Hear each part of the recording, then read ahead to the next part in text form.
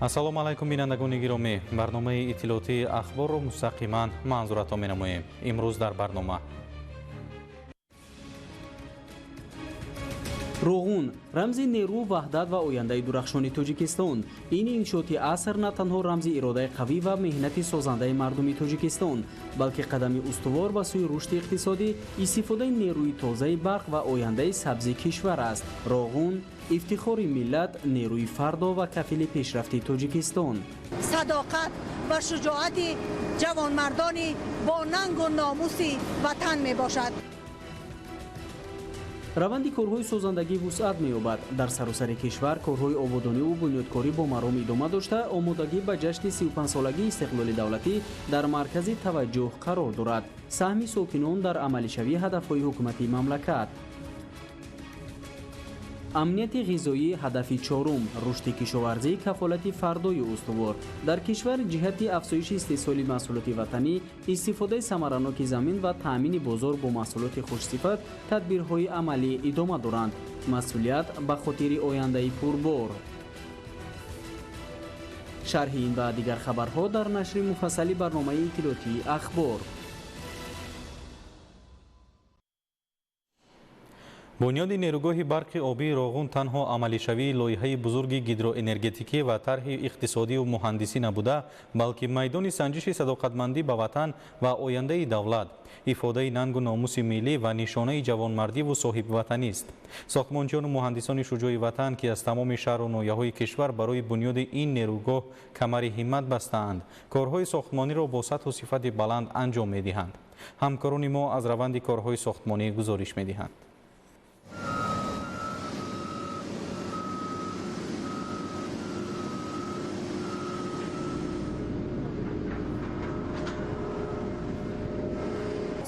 нерӯгоҳи барқи обии роғун омили муттаҳидкунандаи хурдукалони Тоҷикистон, сарчашмаи ифтихори ҳар як сокини кишвар ва заминаи устувор барои рушд додани иқтисоди миллӣ мебошад.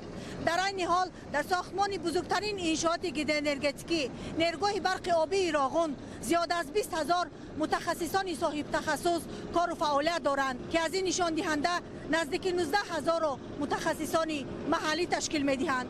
такя намудан ба зури бозу ва қувваи мутахассисони маҳаллӣ шаҳодати эътимоду боварии пешвои муаззами миллат, президенти ҷумҳурии Тоҷикистон муҳтарам Эмомалӣ Раҳмон ба матонат, садоқат ва шуҷоати ҷавонмардони бо нангу номуси ватан мебошад. нерӯи тоза ва хастанопазири сохтмончиону муҳандисон, садои баланди мошинҳои сершумори боркаш, булдозеру экскаватор, автокранҳои пуриқтидор нишонаи он аст, ки дар ин корзори бесобиқа корҳои сохтмонӣ лаҳзае ба таъхир ва ё қатъ намегарданд. корҳои хобонидани маводи шағалзамин дар призмаи такядевори поёнӣ дар сатҳи 1148 метр ва призмаи такядевори болоии сарбанд дар сатҳҳои 1155-1156 метр идома ёфта, ба ҳолати 9 июли соли ҷорӣ дар ҳаҷми 251696 метри мукааб мавод хобонида шуд. дар сарбанди нерӯгоҳ ба ҳолати 9 июли соли равон дар ҳаҷми 454055 метри мукааб ва дар маҷмӯъ 47 миллиону 864650 метри мукааб мавод хобонида шудааст, ки он 65% ҳаҷми лоиҳавиро ташкил медиҳад. ҳар қабати маводи гилхоки шибазадашуда зери назорати қатъии муҳандисону мутахассисони баландихтисос мебошад. ҳоло мо дар қитъаи ядро дар арози 1135 қарор дорем. дар айни замон дар ёнаи тарафи рост корҳои заминхобонӣ дар расиши контакт идома доранд. қабати навбатӣ дар арози 1128-60 рафта истодааст. маводи ба нуқта омадагӣ ба қитъа ва талабот ҷавобгӯ мебошад. ба ғайр аз он ки дар ядро таркиби маводи гилхок ва ҳар қабати маводи хобонидашуда бо андозаҳо аз санҷиши озмоишгоҳ қатъӣ гузаронида мешаванд, дар ин қитъаи сохтмонӣ инчунин асбобҳои нодири санҷишию ташхисӣ бо мақсади риояи қатъии стандартҳои байналмилалии амниятӣ ва экологӣ васлу насб мегарданд. ҳамарӯза васлу насби асбобҳои санҷишию ченкунӣ машғул ҳастем. ҳар як 10 метр баъд 20 метр баъд датчикҳоро насб мекунем. баъди پورا به انجام رسیدن همین سربند اساسی ما توسط همین دستگاه میفهمیم که همین سربند در چه وضعیت قرار دارد. مدتی 10 سال می شود که من در این نیروگاه کار میکنم. 1 سال می شود در این تکنیکای اکسکواتور رانندگی میکنم. بسیار خوب است.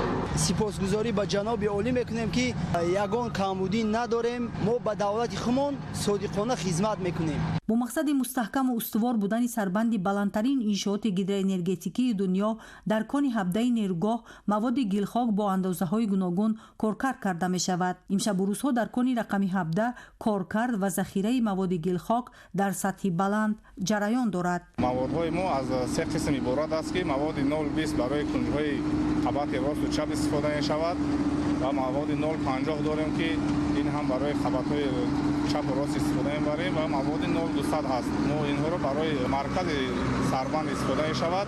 ما در دو بست زیاده از 5 تا 8 هزار متر کوبی ذخیره می‌کنیم در این ذخیره‌گاه. در یک شبانه روز زیاده از 2.5 هزار متر کوبی ما روانه می‌کنیم.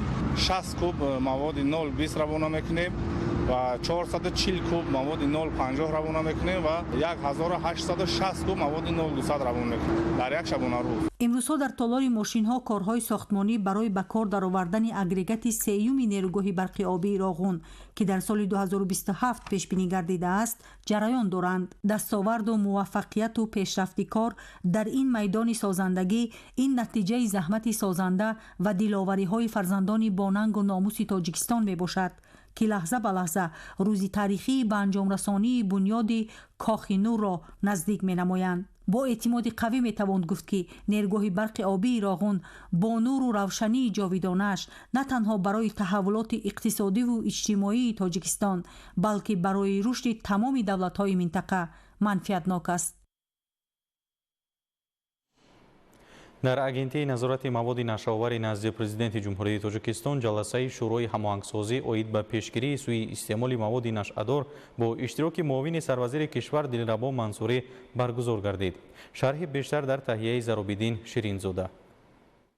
در جلسه معاون رئیس شورا دیرکتوری اگنتی نظارت مواد نشعه‌آور نزد پرزیدنت جمهوری تاجیکستان، اعضای شورا، نمایندگان ریاست‌های داخلدار دستگاه اجرایی پرزیدنت جمهوری تاجیکستان و راهبریت وزارت و اداره‌های داخلدار، اینچنین اعضای کاتبات شورا، دعوتشده‌ها و نمایندگان واسطه‌های اخبار عامه اشتراک نمودند که در آن یک قطار مسئله‌های مهم مورد بررسی قرار داده شد. ضمن افتتاح جلسه رئیس شورای هماهنگسازی معاون سروزیر جمهوری تاجیکستان دلربا منصوری دایر به اجرای دستور و سفارش‌های پرزیدنت جمهوری تاجیکستان، پیشوای ملت محترم امامعلی رحمان و بندهای قرار شورای هماهنگسازی اوید به پیشگیری سوء استعمال مواد نشعه‌دار و راه‌های تأمین اجرای استراتژی ملی اوید به نظارت مواد نشعه‌آور در جمهوری تاجیکستان برای سالهای 2021-2023 و اجرای نقشه چهاربین‌های عملی سازی آن برای سالهای 2026-2023 سخنرانی نمودند. در همایش مقامات حفظی حقوق، مقامات اجرایی محلی، حاکمیت دولتی و وزارت و اداره‌های داخلدار جمهوری موظف گردیدند که حسابات‌ها را دایر به اجرای عملی سازی نقشه چهاربینی‌های استراتژی ملی اوید به نظارت مواد نشعه‌آور در جمهوری تاجیکستان برای سالهای 2021-2023 در سالهای 2026-2023 به اگنتی نظارت مواد نشعه‌آور در مهلت‌های مقرر گردیده پیشنهاد نمایند. همچنین در جلسه حسابات مسئولین اگنتی نظارت مواد نشعه‌آور، معاونان رئیسان ولایت‌های سوخت، ختلان و ولایت مختار کوهستان بدخشان دایر به رفع عملی شوی و تامین اجرای طلبات استراتژی ملی اوید به نظارت مواد نشعه‌آور در جمهوری تاجیکستان برای سالهای 2021-2023 شنیده شد. در نتیجه محاکمه مسئله‌های در روزنامه پیش بینی گردیده به وزارت و اداره‌های داخلدار توصیه داده شد که جهت در سطح ضروری تامین و اجرا نمودن طلبات‌های استراتژی ملی اوید به نظارت مواد نشعه‌آور در جمهوری تاجیکستان برای سالهای 2021-2023 در سمت مبارزه بر ضد معاملات غیر قانونی مواد نشعه‌آور، نظارت معاملات قانونی آنها و در پیشگیری نشأه‌مندی تدبیرهای ضروری را راه‌اندازی نموده در کاهش سطح نشأه‌مندی سهم ارزشمند خویش را گذارند. در خاتمه جلسه دایر به مسئله‌های محاکمه گردیده و فعالیت من بعد شورا قرارهای داخلدار قبول کرده شد. در شهر اشخاباد ترکمنستان بخشیده به قبول قطعنامه مجمع عمومی سازمان ملل متحد تحت عنوان 10 ساله بین المللی تحکیم صلح به خاطر نسل‌های آینده سالهای 2027-2036 که با تشبث جمهوری تاجیکستان قبول شده است بریفینگ برگزار گردید. در چورابینی راهبران و نمایندگان کورپوس دیپلماتی سازمان‌های بین المللی و واسطه‌های اخبار عامه اشتراک نمودند. گزارش در این خصوص. در تدبیر مذکور سفیر جمهوری تاجیکستان در ترکمنستان وفا نیتبکزاده دایر به اهمیت قبول قطعنامه مجمع عمومی سازمان ملل متحد تحت عنوان 10 ساله بین المللی تحکیم صلح به خاطر نسل‌های آینده سالهای 2027-2036 که پشت این تشبث جمهوری تاجیکستان می‌ایستد سخنرانی نموده اظهار داشت که آن نتیجه سیاست پیگیرانه سازنده و صلح‌پرورانه پیشوای ملت پرزیدنت جمهوری تاجیکستان محترم امام علی رحمان میباشد. قبول این سند همچنین از اعتماد بلند جامعه جهانی به نقش تاجیکستان در پیشبرد تشبث‌های بین المللی که به تحکیم صلح، امنیت و رشد استوار روانه شدند شهادت می‌دهد. گفته شد در کار همایش. در ادامه بریفینگ نماینده دائمی برنامه رشد سازمان ملل متحد در ترکمنستان نرین ساکیان سخنرانی کرده اهمیت این قطعنامه را در تحکیم صلح، رشد استوار و گسترش همکاری‌های بین المللی مهم ارزیابی نمود. همچنین سفیر فوق‌العاده و مختار جمهوری مردمی چین در ترکمنستان جی شومین برآمد کرده این تشبث را سریوقتی و دارای اهمیت بزرگ برای تحکیم صلح و تقویت همکاری‌های بین المللی ارزیابی کردند. گفته شد که 10 ساله بین المللی تحکیم صلح به خاطر نسل‌های آینده برای توسعه همکاری‌های بین المللی زمینه مساعد فراهم آورده. در دایره آن برگزاری کنفرانس‌های بین المللی، برنامه‌های تعلیمی، تحقیقات علمی، فورum‌های جوانان، چاره‌بینی‌های فرهنگی و تطبیق لایحه‌های مشترک جهت ترغیب ارزش‌های صلح و همدیگر فهمی پیش بینی گردیده است. در باغ‌های فرهنگی و فراغتی شهر دوشنبه روزهای فرهنگ شهر استرافشان، ناحیه‌های دوستی و ناصر خسرو برگزار گردید. در این روز کشاورزان و هنرمندان شهر و ناحیه‌های کشور محصول دستشان را پیشنهاد ساکنان و مهمانان پایتخت گردانیدند. همکاران ما گزارش می‌دهند. نمایش محصولات کشاورزی، هنرهای مردمی، نان و محصولات نانی، таомҳои миллӣ ва барномаҳои рангини фарҳангӣ ва фароғатӣ ба боғи низомиддин алишери навоӣ шукӯҳу шаҳомати тоза бахшидааст. дар намоишгоҳи мазкур масъулини мақомоти иҷроияи ҳокимияти давлатии шаҳри душанбе инчунин сокинону меҳмонони пойтахт иштирок намуда аз сатҳу сифат ва тарҳи намоиши маҳсулоти кишоварзиву саноатӣ, маҳсули дасти ҳунармандони мардумӣ ва дастовардҳои иҷтимоиву иқтисодии ноҳияҳои дӯстӣ ва носири хисрав дидан намуданд. барномаи фарҳангӣ, намоиши расму оинҳои миллӣ ва дастовардҳои иҷтимоиву иқтисодии шаҳру ноҳияҳо бахшида ба таҷлили 35-солагии истиқлолияти давлатии ҷумҳурии Тоҷикистон доир гардида, омили таҳкими дӯстӣ, ҳамдигарфаҳмӣ ва густариши ҳамкории фарҳангӣ миёни минтақаҳои кишвар арзёбӣ гардид. намоишфурӯши молу маҳсулот ва дастовардҳои ноҳияҳои дӯстӣ ва носири хисрав ки бо услуби хос оро ёфта буд, диққати ҳар бинандаро ба худ ҷалб менамуд. вақте ки мушоҳида мекунӣ ҳама хурсанданд. худи мардум амин гузарондани ҳамин чорабиниҳоро мунтазиранд. ин ҳам аз он шаҳодат медиҳад ки ватан дар фазои сулҳу субот ва ваҳдату истиқлолияти комил мо зиндагонӣ мекунем ва бигзор ки парчами Тоҷикистон ва истиқлолияти давлатии мо то абад поянда монад. дар идомаи чорабинӣ бо иштироки ҳунармандон ва санъаткорони ноҳияҳои дӯстӣ ва носири хисрав барномаи бошукӯҳи фарҳангӣ манзури меҳмонон гардид. мо ҳозир ҳамин ҳунарҳои худамонро ба туристҳо яъне ки меҳмонони айдуру наздик омада пешкаш менамоем ва ҳунарҳое ки мо модарон тайёр мекунем то франсияву германияву дигар давлатҳои дигара мо пешниҳод кардагем. аз ҷаноби олӣ бисёр ҳам миннатдор ҳастем. дар чорабинӣ гуфта шуд ки бо шарофати соҳибистиқлолии кишвар мардуми шарифи Тоҷикистон ҷашнҳои милливу давлатиро бо дастовардҳои арзанда истиқбол менамоянд, зеро истиқболият беҳтарин неъмат ва гаронтарин арзиш барои ҳар давлату миллат буда омили аслии рушду тараққӣ ва заминасозии ҳузур дар арзаи ҷаҳонӣ ҷиҳати инкишоф ва ҳифзи манфиатҳои милливу давлатӣ ба шумор меравад. таъкид гардид ки баргузории рӯзҳои фарҳангии шаҳру ноҳияҳо дар шаҳри душанбе барои муаррифии дастовардҳо, имкониятҳо ва фарҳанги миллӣ заминаи мусоид фароҳам меорад. имрӯз аз ноҳияи мо маҳсулотҳои кишоварзиро барои فروش محصولات، نمایش محصولات در شهر دوشنبه در باغ الشرنوایی برای نمایش برای فروش محصولات کشاورزی آوردیم، دسترس کردیم. ناحیه ما از سامان غله دانه‌ها کرده می شود قریب 2756 هکتار غله دانه‌ها، از آن گندم، جو، شال، مکه جوخاری برای دان، لوبیاگی ها و دیگر زراعت‌های غله دانه‌ها جمع‌آوری کردم. الکی من حاصل جمع‌آوری کرده برای فروش برآوردیم. суруду таронаҳои дилнишин, рақсу оҳангҳои миллӣ ва саҳнаҳои ҷолиби ҳунарӣ ба чорабинӣ ҳусни тоза бахшиданд. баргузории рӯзҳои фарҳангии шаҳру ноҳияҳо дар шаҳри душанбе барои муаррифии дастовардҳо, имконияти иқтисодӣ ва фарҳангии миллӣ заминаи мусоид фароҳам меорад. дар боғи ирам рӯзи фарҳанги шаҳри истаравшан бо намоишфурӯши молу маҳсулоти кишоварзӣ ва ҳунарҳои мардумӣ бо шукӯҳу шавомати хоса баргузор гардид.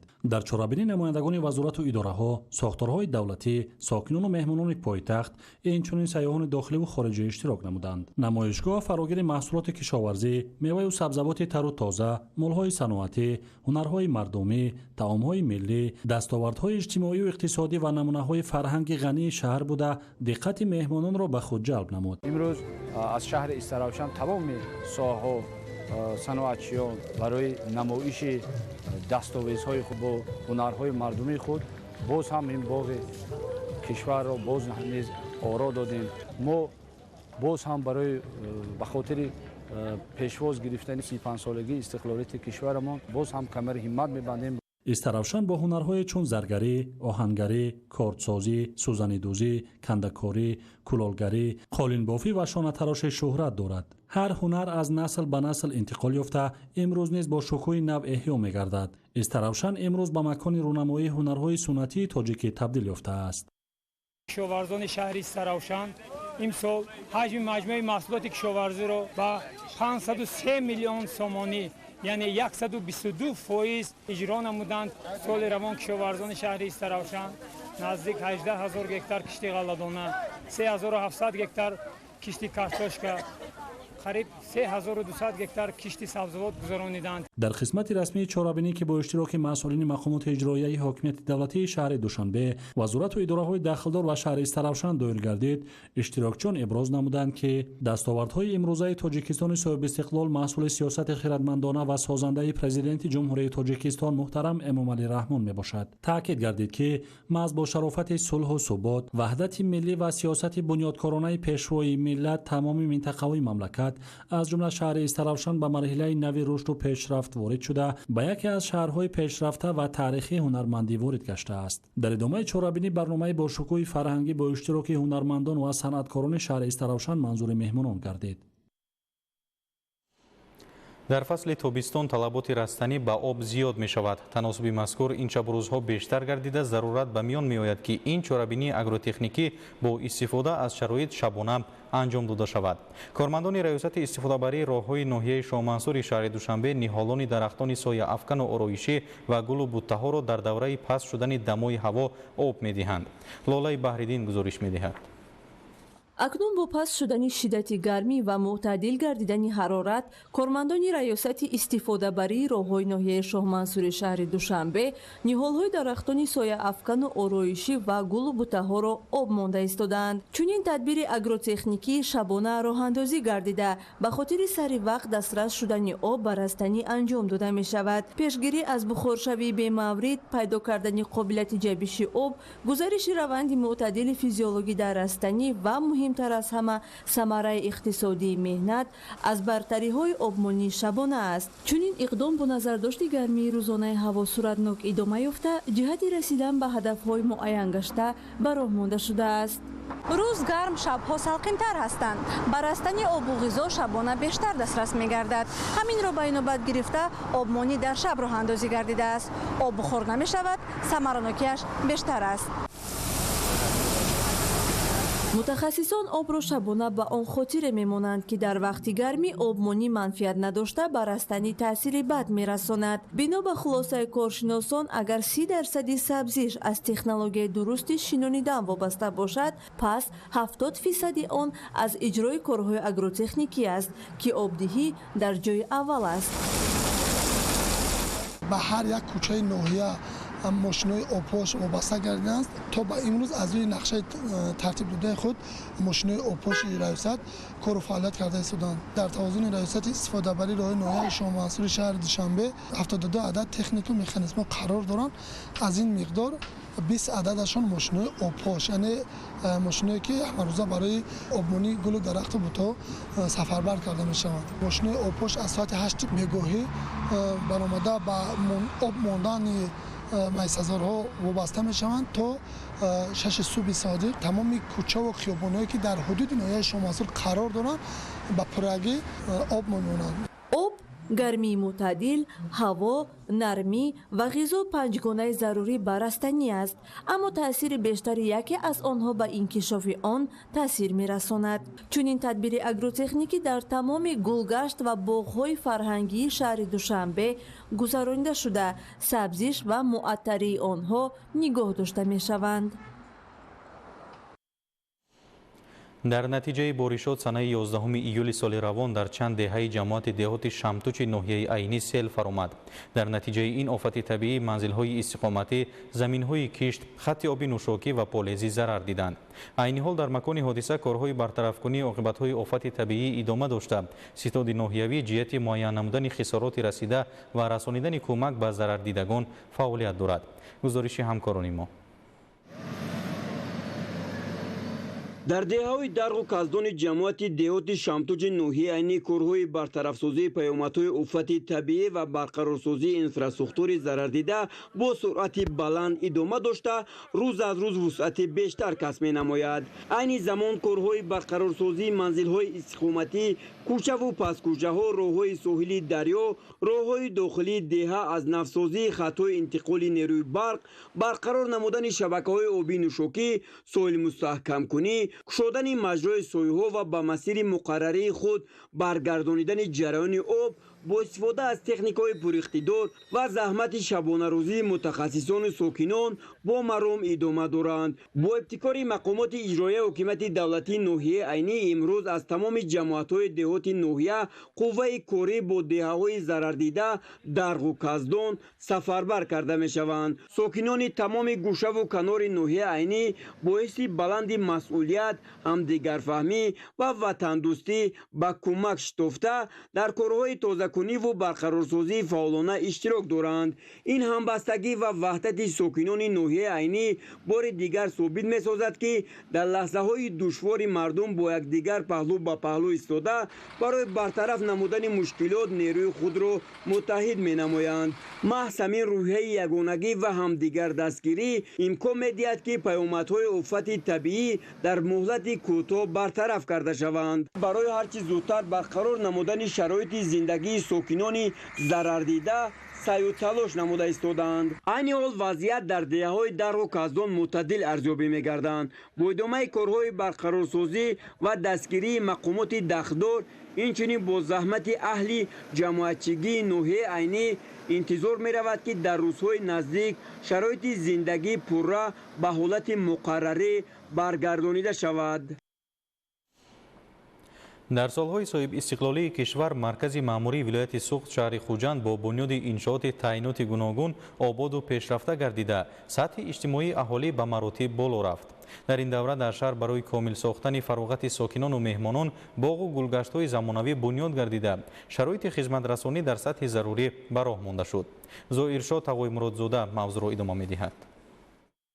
хиёбони исмоили сомонӣ ва истиқлоли шаҳри хуҷанд қаблан инҷо макони бекор хобида буд, аммо имрӯз он ба як гӯшаи зебо табдил ёфтааст. ин боғи намунавӣ ба истиқболи ҷашни 35-солагии истиқлоли давлатӣ аз ҷониби ширкати ватании амид бо тарҳи ҷолибу диққатҷалбкунанда дар масоҳати 5250 метри мураббаъ бунёд гардидааст, ки дар кишвар камназир аст. ин ҷоро метавон боғи илму маърифат ном бурд. аз даромадгоҳ то гӯшаи охири боғ барои ҷалби ҷавонону сокинон ба китобхонӣ, илмдӯстӣ ва қадр кардани вақт ҷойҳои махсуси нигоҳдории китоб, нишастгоҳҳо дар шакли китоб, соати офтобӣ ва барои фароғату инкишофи зеҳни кӯдакон ҷойҳои махсуси бозӣ ташкил гардидааст, ки хеле таъсирбахш аст. وقتی که من به همین باغ وارد شدم توجه مرا اولین درجه همان QR-کد و اسکن هایی که در روی نشستگاه ها گذاشته شده بود جلب کرد. چون این باغ با گوشه کتاب ها در حدود تاجیکستان این اولین می باشد و این برای کل جوانان و دوستداران کتاب اقدام خوب است. تدبیر مذکور در عملی ساختن تلاش و اقدام‌های پیشوای ملت محترم امامعلی رحمان در سمت ترغیب کتابخوانی و کتابداری و با سواد و دانشمند گردانیدن نسل نورس مساعدت خواهد نمود. شرکت امید با تحریزی لایه‌های نو و دیقال‌کننده در عملی ساختن اقدام و تشبس‌های پیشوای معظم ملت محترم امامعلی رحمان برای بلند برداشتن معرفت کتابخوانی مردم و کامل ساختن فراغت آنها پیوسته تدبیرهای ضروری را عملی می‌نماید. یکی از عنصرهای جالب باغ فواره است که در شکل کتاب کشاده ساخته شده با شعر مشهور استاد ابو عبدالله رویدکی آرا یافته است.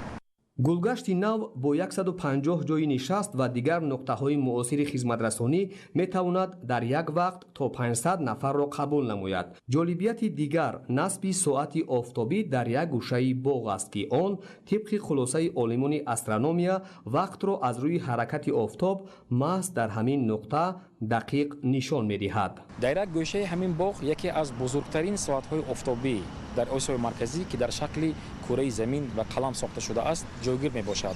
این رمز دانش، علم، وقت و پیشرفت جامعه است. خودم ساکن همین محله می باشم. از اون شاد می باشیم که یکی از گوشه‌های محلی ما آباد شده. در این باغ جوانان عمده با برابری استراحت کردنشان از کتابخانه‌های الکترونی هست، از اون استفاده میبرند. با بنیاد باغ زمانوی در شهر خوجند امروز خرد و بزرگ فراغت خود را با خواندن کتاب‌های بدیعی، علمی، صحوی و بچگانه کامل می‌سازند. در هر یک نشستگاه QR کد برای دسترسی پیدا کردن زیاده از 300 نامگوی کتاب الکترونی نصب کرده شده است و این نوگانی از جانب شرکت وطنی امید آینده در دیگر باغ و گلگشت‌ها نیز عملی خواهد شد. هر شام ساکنان با فرزندانشان به این گلگشت آمده استراحت و فراغت و شادی نشاط میکنند. سپاسگزاری ساکنان شهر خوجند را به پرزیدنت جمهوری تاجیکستان محترم امامعلی رحمان میرسانه. شبانگاه ساکنان و مهمانان با شکرگزاری از فضای صلح و ثبات وطن از این شرایط ثمرناک استفاده نموده فراغت خود را کامل میسازند. ظاهرشاه تقایمراد معروف عبدالله، محمد سعید کمال، خوجند اخبار. با استقبال جشن 35 سالگی استقلال دولتی در تمام گوشه و کنار شهر اسفره کارهای آبادانی و بنیادکاری با سرعت تازه ادامه دارند. در این ردیف جماعت دهات سرخ نیز با سهم ارزنده ساکنان و صاحبکاران سیمای خود را روز از روز زیباتر نموده برای استقبال شایسته جشن ملی آمادگی می‌بیند. تفصیلات بیشتر در گزارش همکاران ما. روحیه سازندگی و آبادکاری امروزها در هر یک محله جماعتی دیهاتی سرخ احساس می شود. ساکنان با روحیه بلندی وطندوستی، احساس بلندی مسئولیتی شهروندی و محبت به زادگاه بهر استقبال ارزنده جشن 35 سالگی استقلال دولتی جمهوری تاجیکستان کارهای بنیادکاری را وسعتی تازه بخشیدند. یکی از سمت‌های مهم کارهای آبادانی منفرش‌کنی راه‌های داخلی دیهات می باشد. با دستگیری صاحبکاران وطندوست و سهم فعالانه ساکنان امروزها راه‌های محله‌ها نوسازی گردیده رفت و آمدی مردم آسان می‌گردد. از جمله با تشبس اهالی و صاحبکاران 1 کیلومتر راه کوچه فردوسی پررا منفرش کرده شد. این اقدام نه تنها شرایط مساعدی حرکت را فراهم آورد بلکه به حسن محله نیز حسن دیگر ضم نمود. من امروز منفرش کنی محله تگی صدر رو آغاز نمودیم که تا 6 کیلومتر رو در بر میگیره. با من در دیگر محله هایم کارهای هموار کنی کوچه ها رفته ایستاده است. کارهای منفرش کنی با دستگیری صاحبکاران جماعت دیهاتی سرخ رفته ایستاده است. تا امروز 50% جماعت دیهاتی سرخ کوچه داخلی محله پر اسفالت پوش کرده شده است. با من ما نیت داریم که در آینده با پرگی تمامی کوچه های داخلی محلی را اسفالت پوش نماییم. ما یک گروه ساکنان محله منفرش کنی کوچه ها را آغاز نموده ایستاده ایم. این همش به طرافت صلح و وحدت، تنجی آرامی و صاحب اختلالی می باشد. мавриди зикр аст ки имрӯзҳо дар асоси дастуру ҳидоятҳои сарвари давлат ба амалҳои хайру ватандӯстона даст задани соҳибкорону афроди саховатпеша вусъат меёбад ки он ба беҳтар гардидани сатҳи зиндагии мардум мусоидат менамояд. сокинони деҳоти сурх бо итминон изҳор медоранд ки ободии маҳал аз ҳамбастагӣ ва ҳисси баланди масъулияти ҳар як шаҳрванд оғоз меёбад. аз ин рӯ онҳо минбаъд низ бо ҳамин рӯҳияи созанда баҳри пешрафту шукуфоии диёр саҳми арзандаи худро хоҳанд гузошт. корҳои ободониву созандагӣ ба истиқболи ҷашни бузурги миллӣ бо маром идома дошта, ҳар як иқдоми анҷомёфта нишонаи ваҳдат, ҳамдилӣ ва меҳри сокинон нисбат ба ватан ва сарзамини аҷдодӣ мебошад. собир аюбӣ, саҳбони қурбон, шаҳри Исфара, ахбор. пойдории истиқлоли давлатӣ ба фароҳам омадани шароити мусоид дар рушди инфраструктури сатҳи маҳал замина гузошт. сокинону соҳибкорони ноҳияи восеъ бо ҷонибдорӣ аз сиёсати созандаи ҳукумати кишвар дар ободониву бунёдкориҳои сатҳи маҳал иқдомҳои шоиста нишон медиҳанд. чунин иқдомро сокинони ҷамоати деҳотӣ ба номи худоёр раҷабови ноҳия идома бахшида роҳҳои маҳаллиро мунфарш менамоянд. гузориши ҳамкорони мо. татбиқи ҳадафҳои созанда ба истиқболи ҷашни 35-солагии истиқлоли давлатии ҷумҳурии Тоҷикистон дар саросари кишвар бо маром идома дорад. бо шарофати сиёсати бунёдкоронаи ҳукумати кишвар симои шаҳру деҳоти мамлакат рӯз аз рӯз ободу зебо мегардад. дар баробари бунёди иншооти нав роҳҳои мошингард мунфарш гардида инфраструктури маҳал рушд меёбад ва барои зиндагии шоистаи мардум шароити боз ҳам беҳтар фароҳам оварда мешавад. дар ноҳияи восеъ низ корҳои созандагӣ бо вусъат ҷараён дорад. суръати раванди бунёдкориҳо ва татбиқи ҳадафҳои созанда аз иқдомоти муҳими мақомоти иҷроияи ҳокимияти давлатии ноҳия буда чунин ташаббусро сокинони маҳаллӣ низ ҷонибдорӣ намуда дар ободонии маҳаллии худ саҳмгузорӣ мекунанд. сокинону соҳибкорони ватандӯсти деҳаи кафтархонаи ҷамоати деҳотӣ ба номи худоёр раҷабов бо ҳисси баланди масъулият ва муҳаббат ба ватан дар ободии диёри худ саҳми арзанда мегузоранд. айни ҳол роҳҳои мошингарди байни деҳа бо истифода аз техникаҳои муосир ва ҷалби мутахассисони соҳибтаҷриба мунфарш карда мешаванд. корҳои роҳсозӣ тибқи лоиҳа бо сифати баланд ва мутобиқ ба талаботи соҳавӣ иҷро мегарданд. ҳамзамон дар ду канори роҳҳо ҷӯйборҳои бетонии обрав сохта шуда воситаҳои равшаннамоӣ низ таъмин карда шудааст. тибқи нақша дар деҳаи кафтархона беш аз 8 километр роҳҳои маҳаллӣ мунфарш карда мешаванд. бо саҳму ташаббуси сокинону соҳибкорон дар якчанд марҳила то имрӯз ба масофаи зиёда аз 6 километр роҳҳо бо паҳноӣ аз 4 то 6 метр мунфарш гардида раванди бунёдкориҳо бо ҳисси баланди ватандӯстии сокинон идома доранд. аҳли ҷамоатчигии деҳа ва бахсан соҳибкорону шахсони саховатпеша барои обод намудани роҳ ва бунёди иншоотҳои сатҳи иҷтимоӣ дошта саҳмгузорӣ намуда истодаанд. ин аст ки имрӯз беш аз 4 километр роҳҳои байни деҳаи кафтархона мунфарш гарда истодааст ва шароити мазкур имкон фароҳам медиҳад ки аҳли деҳа ва дигар сокинон бо истифода аз ин шароитҳо бо аҷзгузорӣ аз истиқлоли давлатӣ ва рушду нумӯи кишвар пайваста кӯшиш ба харҷ диҳанд ва ҷиҳати рушду нумӯи мамлакати азиз саҳмгузорӣ намоянд. сокинон саҳмгузорӣ дар ободии маҳалро рисолати ватандӯстона дониста азм доранд ки оянда бо чунин ҳамдастӣ дар бунёди дигар инфраструктури сатҳи маҳал низ ҳиссагузорӣ намоянд. онҳо бо ифтихор таъкид мекунанд ки ҳар як иқдоми созанда саҳмест дар рушди ватан ва ободии тоҷикистони соҳибистиқлол. сарҷамию иттиҳодии сокинони соҳибкорони ватандӯсти деҳаи кафтархона боис бар он гашт ки давоми 1-2 соли охир роҳҳои кӯчаҳои деҳа асфалтпӯш гардида ободиҳои деҳа рӯз то рӯз беҳтар шуда истоданд. чунин корҳои созандагӣ бахшида ба 35-солагии истиқлолият дар деҳаи мо идома дорад. оянда боз нақша дорем ки бо ташаббуси сокинон ва соҳибкорони деҳаи кафтархона як толори варзишӣ ва як боғчаи кӯдакона бунёд намоем. имрӯз аҳолии деҳа барои ободии маҳалли зисти худ бо ифтихор якдилона саҳмгузорӣ карда истоданд. мо ватани худро дӯст медорем ва ҳамеша барои ободии пешрафти он омодаем. бешак ҳамаи ин дастовардҳо самараи неъмати бузурги истиқлол, сулҳу суботи пойдор, ваҳдати миллӣ ва меҳнати содиқонаи мардуми шарафманди кишвар мебошанд. бо чунин рӯҳияи созанда, ҳамбастагӣ ва эҳсоси баланди ватандӯстӣ, корҳои ободонӣ дар ноҳияи восеъ бо маром идома дошта, сокинон мақсад доранд ки ҷашни бузурги 35-солагии истиқлоли давлатиро бо дастовардҳои арзанда ва рӯҳияи баланди ифтихори миллӣ истиқбол намоянд. олим носирзода, хуршеди нодирхон, ноҳияи восеъ, ахбор.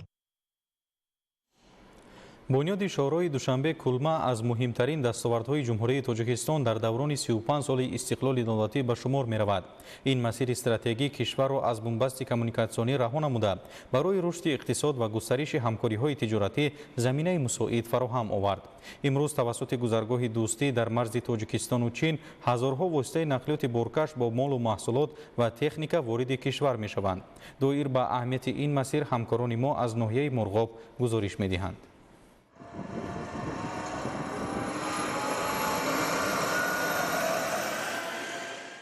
ҷумҳурии тоҷикистон аз солҳои нахустини соҳибистиқлолӣ сиёсати дарҳои бозро ихтиёр намуда бо ҳамсоя кишварҳо муносибати мутақобилан судманди иқтисодиву иҷтимоӣ ва фарҳангиро ба роҳ гузошт. дар ин замина масири тақдирсоз барои кишвари соҳибистиқлол шоҳроҳи душанбе кӯлоб, дарвоз хорух, мурғоб кулма бунёд ёфта. аз баракати он ҳамарӯза садҳо нақлиёти боркашу сабукрафт сайёҳон вориди ҷумҳурии тоҷикистон гардида истоданд. маҳз ин роҳ имкон бахшид то ҳадафҳои созандаи ҳукумати мамлакат бобати бунёди нерӯгоҳҳои азими барқӣ, корхонаҳои бузурги саноатӣ ва дар маҷмӯъ рушди бемайлони иқтисоди кишвар таъмин гарданд. сол аз сол тавассути ағбаи қулма ҳаракати нақлиёт зиёд гардида баҳри ояндаи босуботи рушди кишвар заминаи воқеӣ гузошта мешавад. агар ба мисолҳои мушаххаси иқтисодӣ назар андозем, аввалин ва бузургтарин дастовард ин сохтмон ва таҷдиди роҳи мошингарди кулма қарақорум аст. ин шоҳроҳ на танҳо мурғоб, балки тамоми тоҷикистонро бо бозорҳои ҷаҳонӣ, хусусан бо ҷумҳурии мардумии чин пайваст кард. имрӯз ин роҳ дарвозаи тиҷоратии кишвар ба шумор рафта барои рушди тиҷорат ва воридоту содирот заминаи пурқувват гузошт.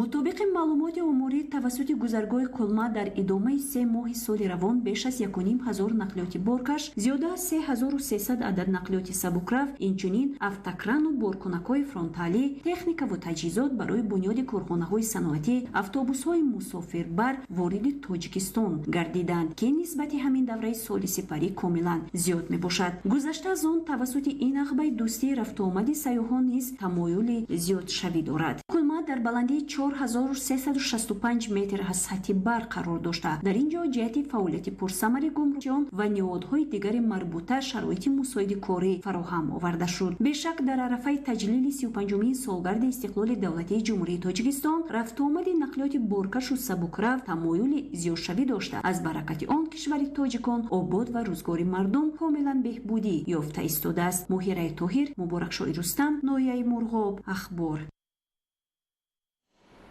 бо мақсади таҳкими амнияти озуқавории кишвар, кишоварзони ноҳияи деваштич бо афзоиши истеҳсоли картошка ва интиқоли мунтазами ҳосили хушсифати он ба бозорҳои шаҳри Душанбе дар таъмини фаровонии маҳсулоти ватанӣ, нигоҳ доштани мӯътадилии нархҳо ва ғанӣ гардонидани бозори истеъмолии кишвар саҳми арзишманд мегузоранд.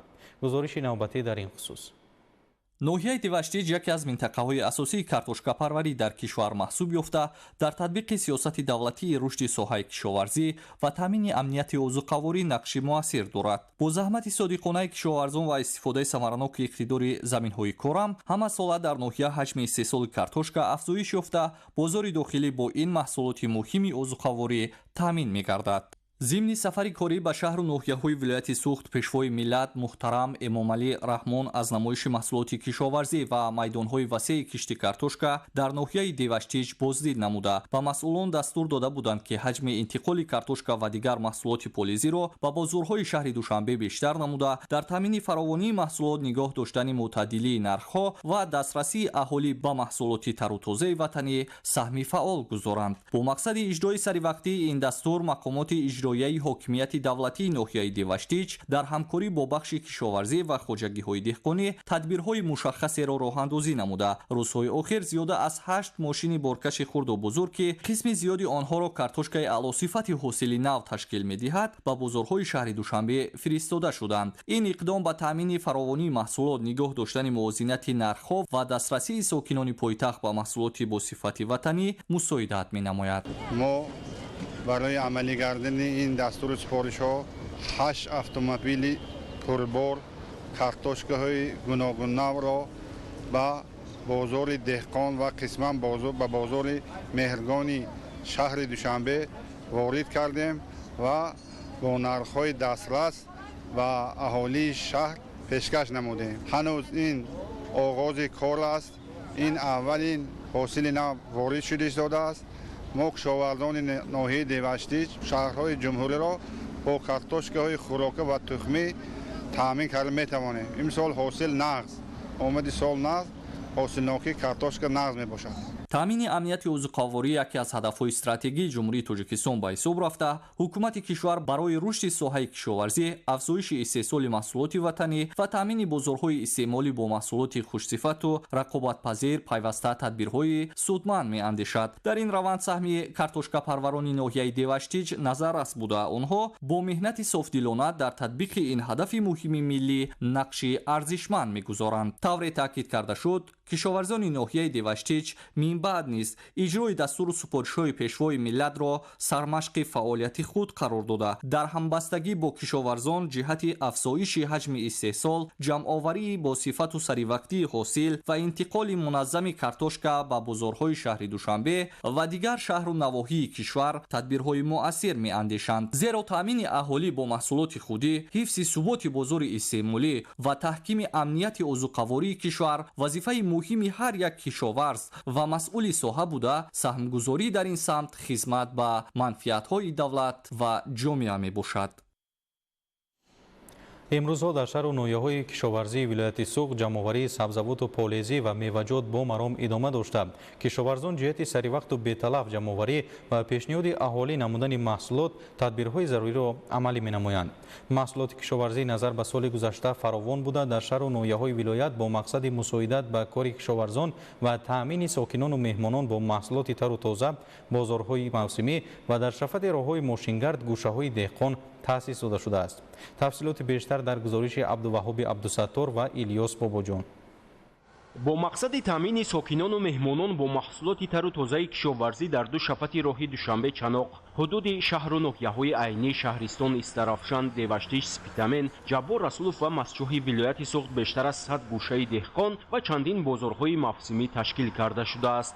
дар гӯшаҳои деҳқон ва бозорҳои сарироҳии кишоварзони зарофар ва нафароне ки дар ихтиёри худ замини корам доранд, анвои гуногуни мева, сабзавот, полезӣ ва дигар намуди маҳсулоти тару тозаи кишоварзиро бо нархҳои нисбатан арзон бидуни миёнарав ба фурӯш мебароранд ва аз ин иқдом сокинону меҳмонон изҳори қаноатмандӣ намуда, имконияти фароҳам овардаро ҷиҳати беҳдошти рӯзгори худ самаранок истифода мебаранд. дар заминҳои назди ҳавлигӣ деҳқонӣ мекунем ва дар гӯши деҳқонӣ баровара ба фурӯш мебарем. помидор, карам, сеп, болгари, бодари, дар ҳама ин чизҳо дар заминҳои худомо истеҳсол шудагӣ. дар як сол до 4 маротиба ҳосил мегирем. дар давоми сол замин холӣ намемонад. давоми сол мо ҳама вақт ба кишти кор машғул ҳастем. дар ҷамъияти деҳоти деҳмой зиёда 20 гӯша ташкил шудааст. маҳсулотҳои кишоварзӣ фурӯш бароварда мешавад. дар як рӯз тахминан 20 тонн маҳсулотҳои кишоварзӣ зиёд фурӯхта мешавад. ҳамарӯза ба ду бозори мавсимии ноҳияи Спитамен, Абрешим ва Деҳқон ки дар шафати роҳи мошингарди Душанбе Чаноқ ташкил карда шудааст, деҳқонони шаҳру ноҳияҳои Истарафшан, Масҷоҳ, Зафаробод ва Деваштиҷ наздики 200 тонна тарбузу харбуза ворид намуда, бо нархҳои арзон пешниҳоди харидорон менамоянд. дар ин ду бозори сарироҳии ноҳияи Спитамен фурӯши полезиҳо тариқи яклухт ва чакана ба роҳ монда шудааст. растаҳои пур аз маҳсулот, хоса фаровонии полезиҳо аз он шаҳодат медиҳад ки заҳмату талоши деҳқонони вилоят назар ба гузашта имсол самари бештар ба бор овардааст. тарбузу харбуза асосан аз ноҳияи Масҷоҳ, Зафаробод, Деваштиҷ ворид шуда истодааст. ҳар рӯзаш бо 50-60 тонн ворид мешавад ба бозор. мо имсол навигариё кардем, дар 3 раста соябоно барқарор кардем. деҳқонон омада дар соя шита маҳсулотҳои худро ба савдо мегузоранд. нисбати солҳои пешина имсол хеле фаровон аст. дар вақти ҷамъоварии асосӣ ба бозор ҳар рӯз аз 100 то 150 тонн маҳсулот ворид мешавад. соли равон дар хоҷагиҳои ҷамъиятӣ ва деҳқонии вилояти Суғд дар майдони 4870 гектар кишту парвариши полезӣ аз ҷумла тарбузу харбуза ба роҳ монда шуд, ки нисбат ба соли гузашта 1032 гектар зиёд мебошад. дар самти парваришу истеҳсоли полезиҳо кишоварзони шаҳру ноҳияҳои Мастҷоҳ, Зафаробод, Бобоҷон Ғафуров, Истарафшан, Деваштиш, Конибодон ва Ашт таҷрибаи бештар доранд. зеро иқлими шаҳру ноҳияҳои зикршуда барои парваришу истеҳсоли полезиҳо мусоид буда, деҳқонон пеш аз ҳама бо инобат гирифтани талаботи бозори дохилӣ ҳамасола майдони киштро васеъ менамоянд. тибқи маълумот то имрӯз хоҷагиҳои кишоварзии вилояти Суғд зиёда аз 20 000 тонна полезӣ истеҳсол намудаанд. айни ҳол дар хоҷагиҳои полезикор ҷамъоварии ҳосил давом дошта, дар баробари таъмини бозорҳои вилоят ҳар рӯз мунтазам тариқи воситаҳои нақлиёт ҳаҷми муайяни тарбузу харбуза ба бозорҳои пойтахти мамлакат шаҳри Душанбе интиқол дода мешавад. Абдуваҳоби Абдусаттор, Илёс Бобоҷон, вилояти Суғд, ахбор. такмили сиёсати давлатӣ дар самти муҳоҷират, танзими бозори меҳнат ва ҳифзи ҳуқуқу манфиатҳои муҳоҷирони меҳнатӣ аз масъалаҳои меҳварии фаъолияти нимсолаи Вазорати меҳнат, муҳоҷират ва шуғли аҳолии Ҷумҳурии Тоҷикистон буд. тавре иттилоъ дода шуд, дар ин давра ҷиҳати такмили заминаҳои ҳуқуқии соҳа лоиҳаи қонуни Ҷумҳурии Тоҷикистон дар бораи муҳоҷират дар таҳрири нав таҳия гардида барои баррасӣ ба ҳукумати Ҷумҳурии Тоҷикистон пешниҳод шудааст. ба гуфти масъулин, қонуни мазкур ба истифодаи самараноки қувваи корӣ, пешгирии муҳоҷирати меҳнатии танзимнашаванда, ҳифзи бозори дохилии меҳнат ва таъмини ҳуқуқу манфиатҳои муҳоҷирон мусоидат хоҳад кард. дар нимсолаи якуми соли равон аз ҷониби 35 субъекти хоҷагидор 23584 нафар шаҳрванд бо ҷойи кор дар хориҷи кишвар таъмин гардиданд. аз ин шумора 22761 нафар тавассути сохторҳои низоми вазорат ба 16 давлати ҷаҳон сафарбар шуданд. имрӯз дар кишвар 65 муассисаи таҳсилоти ибтидоии касбӣ ва 88 муассисаи таҳсилоти миёнаи касбӣ фаъолият дошта, барои омода намудани кадрҳои баландихтисос ва ҷавобгӯ ба талаботи бозори меҳнат нақши муассир доранд. ин нуктаро масъулини кумита оид ба таҳсилоти ибтидоӣ ва миёнаи касбӣ зимни нишасти матбуотӣ таъкид намуданд. иброз гардид, ки соли таҳсили ҷорӣ муассисаҳои таҳсилоти ибтидоӣ ва миёнаи касбии кишварро дар маҷмӯъ 25891 нафар хатм намуданд. соли равон аксарияти муассисаҳои таълимии таҳсилоти ибтидоии касбӣ аз маблағҳои буҷетӣ, ғайрибуҷетӣ ва инчунин шарикони рушд давра ба давра таъмиру навсозӣ шуда истоданд. бо мақсади мутобиқ намудани мутахассисон ба талаботи бозори меҳнат дар соли таҳсили 2026-2027 дар донишгоҳи байналмилалии забонҳои хориҷии Тоҷикистон ба номи Сотим Улуғузода дар зинаи бакалавр 6 ихтисоси нав ташкил гардид. чунин иброз гардид зимни нишасти хабарӣ дар донишгоҳи байналмилалии забонҳои хориҷии Тоҷикистон ба номи Сотим Улуғузода. қайд гардид, ки дар давраи ҳисоботӣ 10 омӯзгори донишгоҳ рисолаҳои ҳилмӣ, аз ҷумла 8 нафар рисолаи номзадӣ ва 2 нафар рисолаи докторӣ ҳимоя намуданд. ҳамзамон рисолаҳои 10 унвонҷӯ ва докторанд барои дифоъ ба шӯроҳои диссертатсионӣ пешниҳод гардиданд. идомаи ахбор. ҳифзи иҷтимоии маъюбон аз ҷумла шахсони имконияташон маҳдуд дар меҳвари сиёсати иҷтимоии ҳукумати кишвар қарор дошта, дар ин замина ҷиҳати дастгирии ин қишри ҷомеа мунтазам тадбирҳои судманд амалӣ карда мешавад. идомаи мавзӯъ дар гузориши навбатӣ.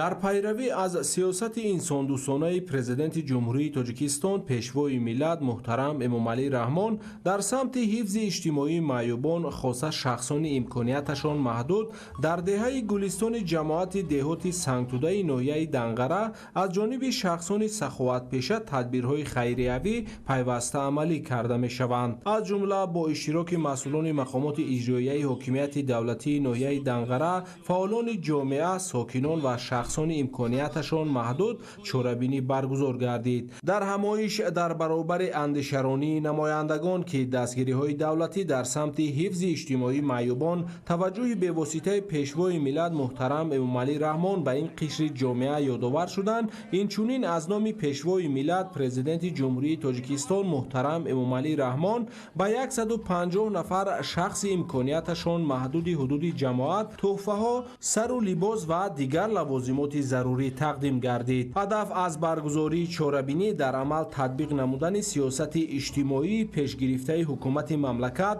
арзгузорӣ ба шахсони имконияташон маҳдуд ва таҳкими рӯҳияи ҳамдилӣ дар ҷомеа арзёбӣ шуд. дар идома нафарони фаъолу шахсони саховатпеша аз ҷониби масъулони мақомоти иҷроияи ҳокимияти давлатии ноҳияи Данғара қадрдонӣ шуданд. дар охир барои иштирокдорони чорабинӣ барномаи фарҳангӣ бо ҳузури ҳунармандони шинохта пешниҳод гардид, ки ба ҳамагон рӯҳияи болидаву хотироти нек бахшид. дар шаҳри Бӯстон чорабинии муҳими ҳарбӣ сиёсии мудофиаи ҳудудӣ баргузор гардид, ки дар он сокинони шаҳр иштироки фаъолона намуданд. ҳамкорони мо гузориш медиҳанд. طبق نقشه چارابینی‌های وزارت مدافع جمهوری تاجیکستان در شهر بوستان ولایت سوغد سنجش حالت آماده‌باشی هیئت ذخیره‌های سفربری یا خود شهروندان در احتیاط قرار داشته برگزار گردید. این چارابینی دارای اهمیت مهمی دولتی بوده به تحکیم نظام مدافعوی مملکت، سنجش آمادگی مقامات دولتی و شهروندان در سمت اجرای وظیفه‌های سفربری مساعدت می‌نماید. در قسمت عملی چارابینی مهمانان و مسئولین با وضع آماده باشی هیئت ذخیره‌های سفربری، قوه و واسطه‌های مدافع حدودی در حدود شهر، اینچنین تکنیک و تجهیزات موجوده شناس شدند. در قسمت دیگری چارابینی مسئولین استاد گنرالی قوه‌های مسلح جمهوری تاجیکستان برآمد نموده عاید به دستاوردهای ساحه مدافع و رشد بامرام قوه‌های مسلح مملکت تحت راهبری عاقلانه پیشوای ملت پرزیدنت جمهوری تاجیکستان محترم امامعلی رحمان ابراز نظر نمودند. تاکید کرده شد که امروز ارتش ملی با تکنیک و تجهیزات معاصر تامین بوده آمادگی حربی هیئت شخصی در سطح بلند قرار دارد. راهبریت مقامات اجرایی حاکمیت دولتی شهر بوستان در نوبت برآمد خود از سهم ساختارهای قدرتی در حفظ امنیت دولت سخن گفته جوانان و ساکنان را به صداقت به وطن، وطن دوستی و آماده باشی برای حمایت مرز و بوم کشور دعوت نمودند. در فرجام به یک قطار شهروندان و کارمندان ساختارهای دولتی برای همکاری متقابلا سودمند با کمیسریت حربی و والدین سربازان برای تربیت فرزندان در روحیه وطن دوستی افتخارنامه و سپاسنامه‌های وزارت مدافع جمهوری تاجیکستان تقدیم کرده شد. بینندگان گرامی، در همینجا نشر مفصلی برنامه اطلاعاتی اخبار به انجام میرسد. برنامه‌های دیگر تلویزیون تاجیکستان ادامه دارند. خیر، سلامت باشید.